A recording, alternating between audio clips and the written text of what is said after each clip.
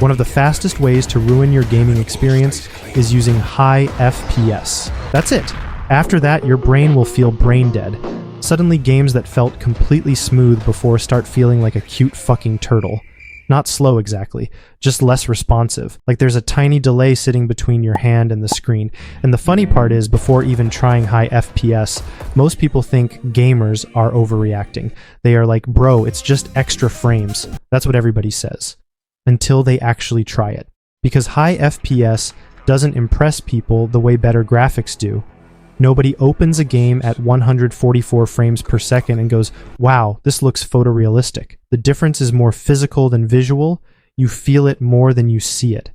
Even small things like flicking between targets start feeling easier without knowing why, and once the brain gets used to that responsiveness, going backwards feels horrible. Actually, no, horrible is too dramatic.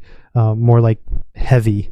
Yeah, heavy is the perfect word. So lower frame rates can make games feel slightly heavier during movement, especially in shooters. Not because the graphics are bad, but because the game updates less often.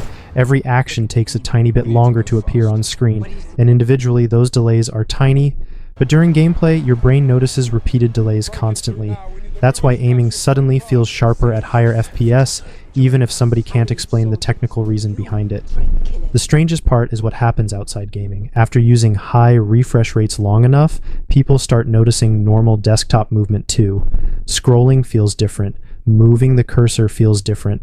Some people literally think a PC is lagging when it's perfectly fine. That sounds exaggerated until it happens personally. Then somebody sits in front of a 60 Hz monitor and immediately starts moving the mouse around like a confused engineer trying to diagnose a problem. Nothing is wrong. The brain just adapted. And humans adapt fast to smoothness. That's why responsive things feel satisfying in general. Fast phones feel premium. Mechanical keyboards feel good to type on. Games with tight controls feel more enjoyable even before somebody understands why. The less delay there is between action and response, the better something feels to use. That's also why competitive players sometimes lower graphics settings on purpose. Most people think they're ruining the visuals for no reason, but once responsiveness becomes the priority, shadows and reflections stop mattering as much. Because after experiencing high frame rates properly, smoothness stops feeling like a luxury. It starts feeling normal. And that normal is exactly why it becomes addictive. Hey everyone, sorry to interrupt you like this, but before ending the video, there's something I've been working on for the past few months, and would sincerely like to share it with you. Design by human.